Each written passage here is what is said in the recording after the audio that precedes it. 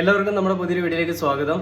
ഈ ഒരു വീഡിയോ ഞാനിപ്പോൾ രാഹുൽ ഈശ്വറിൻ്റെ ഒരു പത്രപ്രസ്താവന കണ്ടു. അദ്ദേഹം നമ്മുടെ ഈ ഷാരോണിൻ്റെ ഈ വിധി പ്രഖ്യാപനത്തിനെ തുടർന്ന് ഒരു കട്ടൗട്ടിൽ പാലാഭിഷേകം ചെയ്യാനായിട്ട് പോയ സമയത്തുള്ളൊരു വീഡിയോ. അതിൽ അദ്ദേഹം കെമാൽ പാഷനെതിരെ തുടർന്ന് അടിച്ചുകൊണ്ടൊരു പ്രസ്താവന നടത്തുന്നുണ്ട്. അത് ഞാനത് കേൾപ്പിച്ചു തരാം.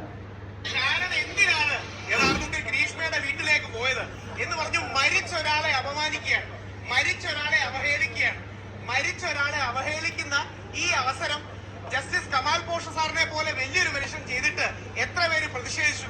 ഈ രണ്ട് മീഡിയക്കാരോടെല്ലാം ഒരൊറ്റ ചോദ്യം, ഒരുപാട് ചോദ്യങ്ങളിലേക്ക് പോകുന്നില്ല. ഈ കേസിലെങ്കിലും ഗ്രീഷ്മ വേട്ടക്കാരിയും ഷാരോൺ ഇരയുമാണെന്ന് സമ്മതിക്കൂ. ടിവിയിലെ പലരും സംസാരിക്കുന്നത് കേട്ടാൽ ഷാരൻ യഥാർത്ഥത്തിൽ വേട്ടക്കാരനും ഗ്രീഷ്മ ഇരയുമാണ് എന്നുള്ള രീതിയിലാണ് സംസാരിക്കുന്നത്.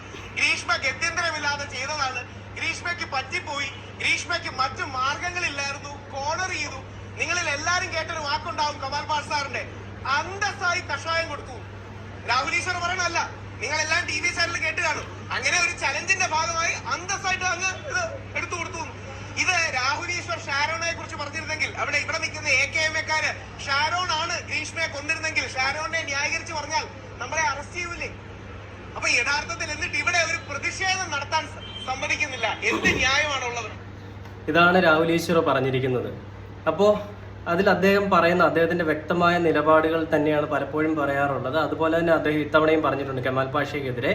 അപ്പോൾ ഇതൊക്കെ കേട്ടിട്ട് കെമാൽ പാഷ ഇന്നലെ വരെ പറഞ്ഞിരുന്ന പ്രസ്താവനകളിൽ അദ്ദേഹം പറഞ്ഞിരുന്നത് ഗ്രീഷ്മ ഗത്യന്തരമില്ലാതെ ചെയ്തൊരു പ്രവൃത്തിയാണ്, അത് അബദ്ധം പറ്റിപ്പോയതാണ്, ചെറുപ്രായത്തിൽ പറ്റിയതാണ്, ഇളവ് കൊടുക്കണമെന്നൊക്കെയാണ്. എന്നിട്ട് അദ്ദേഹം ഇന്ന് ഈ അപ്പാടെ മാറ്റിക്കൊണ്ട് ഞാൻ അങ്ങനെ പറഞ്ഞിട്ടില്ല, അതായത് തെറ്റ് അല്ല എന്ന് ഞാൻ പറഞ്ഞിട്ടില്ല, ഗ്രീഷ്മ എന്ന കുട്ടിയെ ഞാൻ അംഗീകരിച്ചുകൊണ്ട് പറഞ്ഞതല്ല, കുട്ടി ചെയ്തത് തെറ്റാണ്, പക്ഷേ ശിക്ഷയിൽ ഇളവ് കിട്ടണമെന്നൊക്കെയാണ് പറഞ്ഞതെന്നൊക്കെ പറഞ്ഞിട്ട് അവിടെ ഇവിടെ തൊടാത്ത കുറെ പ്രസ്താവനകളുണ്ട്. അതുകൂടെ ഞാനൊന്ന് കേൾപ്പിച്ചു തരാം. ഷാരോൺ വധക്കേസിനെ സംബന്ധിച്ച് ഒരു 2 വാക്ക്.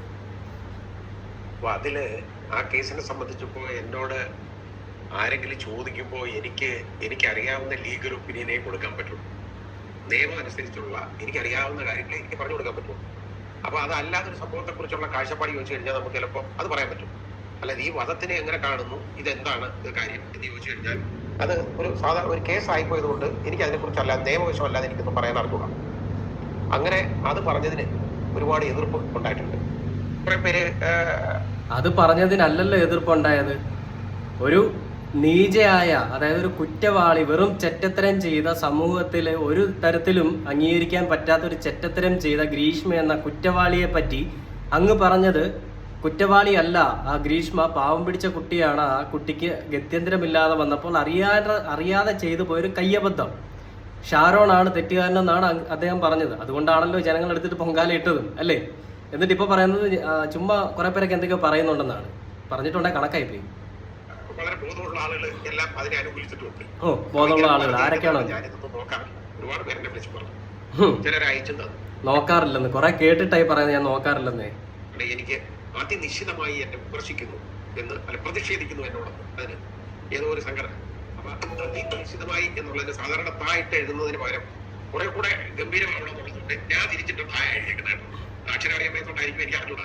ഇതൊന്നും ആള് കാണുന്നില്ല കേട്ടോ, ഒന്നും ഞാൻ ശ്രദ്ധിക്കാറില്ല. പക്ഷെ ആരൊക്കെ അയച്ചു തന്നു, അതിനകത്ത് ഭാ തിരിച്ചിട്ട് ന്യായാക്കി എന്നൊക്കെ പറയുന്നത് ഒന്നും കാണുന്നില്ല. പക്ഷെ കേട്ടോ, എന്തൊരു അഭിനയമാണല്ലേ. എന്തിനായി പ്രതീക്ഷിക്കുന്നത് ഒന്ന് ചിന്തിക്കട്ടെ. ഞാൻ എന്ത് കുഴപ്പം ചെയ്തിട്ടാണ്?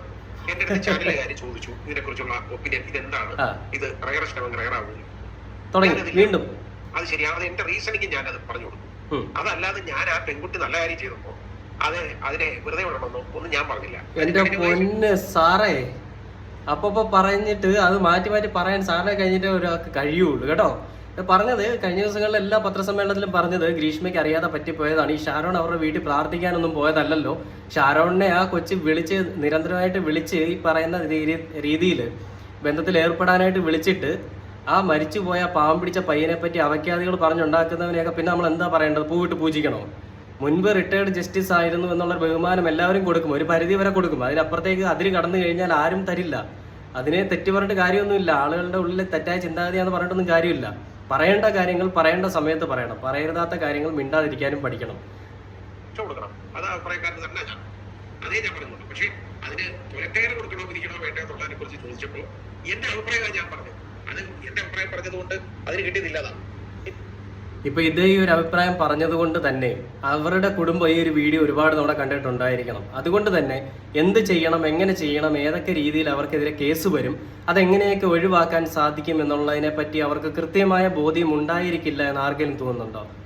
100% ഷുവറാണ്. ഈ ഒരു ഇദ്ദേഹത്തിന്റെ പ്രസ്താവനകൾ കണ്ടുകൊണ്ട്, ഇദ്ദേഹം ഒരു ഹൈക്കോടതി റിട്ടയർഡ് ജസ്റ്റിസ് ആയതുകൊണ്ട് തന്നെ ഇദ്ദേഹത്തിന്റെ പ്രസ്താവനകൾ കണ്ടുകൊണ്ട് തന്നെ ഏത് രീതിയിൽ നീങ്ങിയാൽ അവർക്കെതിരെ ഈ കേസിൽ നിന്ന് അവർക്ക് ഒഴിവായി മാറാം, അല്ലെങ്കിൽ അവർക്ക് ഈ വധശിക്ഷയിൽ നിന്ന് ഒഴിവായി മാറാം എന്നുള്ളത് അവർ കൃത്യമായി കണ്ടിട്ടുണ്ടാവും അല്ലേ? അതിനുള്ള ഒരു സൊല്യൂഷൻ ആണല്ലോ ഇദ്ദേഹം പറയാതെ പറഞ്ഞു കൊടുത്തത്. പലപ്പോഴും ഗ്രീഷ്മയെ ഊന്നി പറഞ്ഞുകൊണ്ട് കുറെ കാര്യങ്ങളൊക്കെ ഇദ്ദേഹം പറഞ്ഞു കൊടുക്കുകയാണ് ചെയ്തത്. എന്നിട്ട് പറയാണ്, ഞാൻ പറഞ്ഞതുകൊണ്ട് ആ ഒരു ശിക്ഷയിൽ നിന്ന് ഇളവ് കിട്ടുകയോ അല്ലെങ്കിൽ അതില്ലാതെ മാറുമെന്ന് ചെയ്യത്തില്ലല്ലോ എന്നാണ് ഇദ്ദേഹം പറയുന്നത്. ഒരു വഴി പറഞ്ഞു കൊടുത്തേ അത് ആൾക്ക് ഇഷ്ടപ്പെടുന്ന വിധത്തിൽ ലീഗൽ ഒപ്പീനിയൻ പറയാൻ പറ്റും. അപ്പൊ ജനങ്ങൾക്ക് ഇത് ഇഷ്ടമല്ല, അതുകൊണ്ട് ഇതിന് കൊലക്കാരൻ തന്നെ കൊടുക്കേണ്ട കേസാണ് ഇന്ന് എനിക്ക് പറയാൻ പറ്റത്തില്ല. അത് പറയേണ്ടതിനായിട്ട് ഞാൻ പറയാറ്. ജനങ്ങൾക്ക് ഇഷ്ടമല്ലാത്തത് കൊണ്ടല്ലോ സാർ ഈ കൊലക്കയർ കൊടുക്കണമെന്ന് പറഞ്ഞത്. ഇവള് ക്രൂരമായി ഇത്രയും ചെറ്റത്തരം ചെയ്ത ഒരു സ്ത്രീ എന്ന് വിളിക്കാൻ പറ്റത്തില്ല, ചെകുത്താന്റെ സന്തതി എന്നേ വിളിക്കാൻ പറ്റുള്ളൂ. അങ്ങനെ ചെറ്റത്തരം ചെയ്ത ഒരു ഗ്രീഷ്മയെ തൂക്കിക്കൊല്ലണമെന്നൊരു മിനിമമായിട്ട് ആഗ്രഹിക്കുന്നതും പോട്ടെ, ഒരു അങ്ങനെ തന്നെ ചെയ്തില്ലെങ്കിൽ അതിൽ കുറഞ്ഞൊരു ശിക്ഷ എന്താണ് കൊടുക്കാനുള്ളത്? വധശിക്ഷ അല്ലാണ്ട് ജയിലിലിട്ട് കുറെ നാൾ ഫുഡ് കൊടുത്തിട്ട് വണ്ണവും വെപ്പിച്ച് കുറെ നാൾ കഴിഞ്ഞിട്ട് ഇവള് 36 വയസ്സ് കഴിയുമ്പോൾ പുറത്തിറങ്ങിയിട്ട് ഇവള് മറ്റേ സൈനൈഡ് ജോളിയൊക്കെ പോലെ തന്നെ നടക്കുകയുള്ളൂ. അല്ലാണ്ട് ഇവളെ കൊണ്ട് ആർക്കും ഒരു പ്രയോജനം ഉണ്ടാകാൻ പോകുന്നില്ല. കുടുംബങ്ങളിൽ കുറെ പേര് ഇല്ലാണ്ടാവും. ഇവളെ പോലുള്ള ഇങ്ങനത്തെ ഉള്ള സ്ത്രീകൾ ഇറങ്ങി നടന്നു കഴിഞ്ഞാൽ കുറെ പയ്യന്മാരെ ഇല്ലാണ്ടാക്കും. ഇവളുടെ സ്വഭാവം അത് തന്നെയാണല്ലോ, അല്ലാതെ നല്ല സ്വഭാവമുള്ളൊരു പെണ്ണല്ലല്ലോ. ആ കൊൽക്കത്തയിലെ ആ പെൺകുട്ടിക്ക് സംഭവിച്ചത്, ആ വനിതാ ഡോക്ടർക്ക് അതിനകത്ത് യഥാർത്ഥത്തിൽ വധശിക്ഷ കൊടുക്കാവുന്ന ഒരു കേസ് തന്നെയാണ്, കൊടുക്കേണ്ട കേസാണ്. ഇതാണ് അദ്ദേഹത്തിന്റെ കുഴപ്പം. ഒരു കാര്യത്തെ പറ്റി പറയുമ്പോൾ ലോകത്ത് നടന്ന പല കാര്യങ്ങളെ പറ്റിയും അല്ലെങ്കിൽ മറ്റൊരിടത്ത് നടന്ന പല കാര്യങ്ങളെ പറ്റി എടുത്തിട്ട് പറയും. അതെന്തുകൊണ്ടാ? പറയാൻ വാക്കുകൾ കിട്ടാത്തതുകൊണ്ടായിരിക്കും അല്ലേ? ഇതിന് ചുട്ട മറുപടി രാഹുൽ ഈശ്വറും അതേപോലെ പല ആളുകളും ചെയ്തത് കൊണ്ട് തന്നെയായിരിക്കണം ഇങ്ങനെ ഒരു പ്രസ്താവന നടത്താനായിട്ട് ഇദ്ദേഹം പ്രൈം വിറ്റ്നസ് എന്ന് പറയുന്ന ചാനലിൽ വന്നിരിക്കുന്നത്. അപ്പോൾ ഇദ്ദേഹം പറഞ്ഞ പ്രസ്താവനകളെ ആരും ഒരു കാരണവശാലും അംഗീകരിക്കുന്നത് ഉണ്ടായിരിക്കില്ല. ഇദ്ദേഹം പറയുന്ന കുറെ പേർ അനുകൂലിക്കുന്നുണ്ടെന്നാണ്. അത് അദ്ദേഹത്തിന്റെ വീട്ടുകാരും ആരെങ്കിലും ബന്ധുക്കളൊക്കെ ആയിരിക്കും. അല്ലാണ്ട് ഒരാൾ പോലും അംഗീകരിക്കത്തില്ല. ഇത്തരം മോശം വർത്തമാനം പറഞ്ഞു കഴിഞ്ഞാൽ ഷാരോൺ എന്ന് പറയുന്ന ആ പയ്യനെ പറ്റി അപഖ്യാതികൾ പറഞ്ഞുണ്ടാക്കുന്ന പരിപാടി അങ്ങ് നിർത്തുക. അങ്ങ് ഒരു പക്ഷേ റീച്ച് കിട്ടാൻ വേണ്ടിയിട്ട് ചെയ്യുന്നതായിരിക്കും. കുറെ നാളുകൾ ജഡ്ജിയായിട്ടിരുന്നിട്ട് ഇപ്പം ജോലിയൊക്കെ റിട്ടയർഡായി, അപ്പോൾ ഒന്നുകൂടി ശ്രദ്ധിക്കപ്പെടാൻ വേണ്ടിയിട്ട് ചിലപ്പോൾ ചെയ്തതായിരിക്കും. പക്ഷേ അത് ഒരുത്തൻ്റെ ജീവിതത്തെ വെച്ചിട്ട് അല്ലെങ്കിൽ അദ്ദേഹം മരണമടഞ്ഞതിന് ശേഷം അദ്ദേഹത്തിൻ്റെ ആത്മാവിനെ കുറ്റം പറയുന്ന രീതിയിലുള്ള വാക്കുകളിലേക്ക് ചെല്ലരുതെന്നാണ് ഞാൻ പറയുന്നത്. എന്തായാലും ആളുകൾ പൊങ്കാല ഇട്ടുകൊണ്ടിരിക്കുകയാണ്. ഇങ്ങനത്തെ പ്രസ്താവനകൾ നടത്തി കഴിഞ്ഞാൽ പിന്നെ ആരെങ്കിലും പോയിട്ട് പൂജിക്കും അല്ലേ? എന്തൊക്കെ കാണണം ഇനിയും.